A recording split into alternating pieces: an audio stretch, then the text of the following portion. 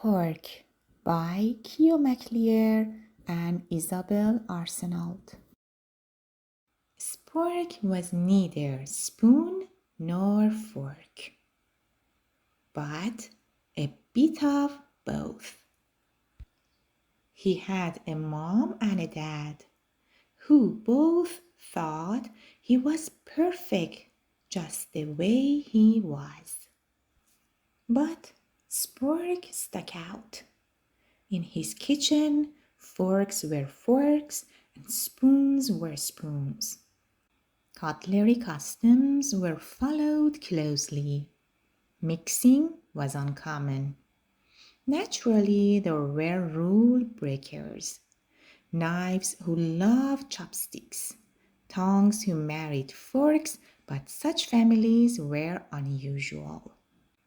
One day, after the billionth time he was asked, "What are you anyway?" and the zillionth time he was passed over when the table was being set, Spork sighed and thought, it must be easier to be a single thing. And he decided he'd try to pick just one thing to be. He thought he should start by fixing his head. He put on a bowler hat to look more spoonish, but the forks thought he was too round. Then he made a paper crown to look more forkish, but the spoons thought he was too pointy. Spork wondered if there were other lonely creatures out there with no matching kind, who never got chosen to be at the table. At dinner time, he watched from the drawer while the spoons played pea hockey and skillfully balanced boiled eggs. He sat off to the side while the forks raked fancy patterns in the mashed potatoes and twirled noodles around in complicated circles like arithmetic gymnasts. And at the end of this and every other meal, Spork looked on while the others enjoyed a super bubbly bath in the sink. Until one morning, a messy thing arrived. This messy thing had obviously never heard of cutlery customs or table manners. No, this messy thing smeared and spilled and flung and clumped and dripped without a care. "Wait," said the forks, but the messy thing did not wait.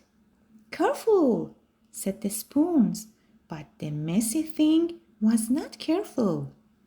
"Help," said the forks, while the messy thing continued to slop and splatter. "Quick," said the spoons. Now, a fork may be good for poking and picking, and a spoon may be fine for scooping and stirring. But this messy thing, its slurpy and clumpy, half-finished food bites needed something else. Something that could do all sorts of things at once. Something flexible and easy to hold. Something that was neither spoon nor fork, but a bit of both. That's when Spork landed. The messy thing saw Spork and immediately stopped and gurgled. It grabbed Spork and held him motionless in its fist. It tapped him once and let out a cheerful shriek.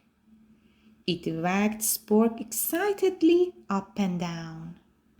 And that's how Spork finally and happily found his way to the table. Just a bit round, just a bit pointy, just right. The end.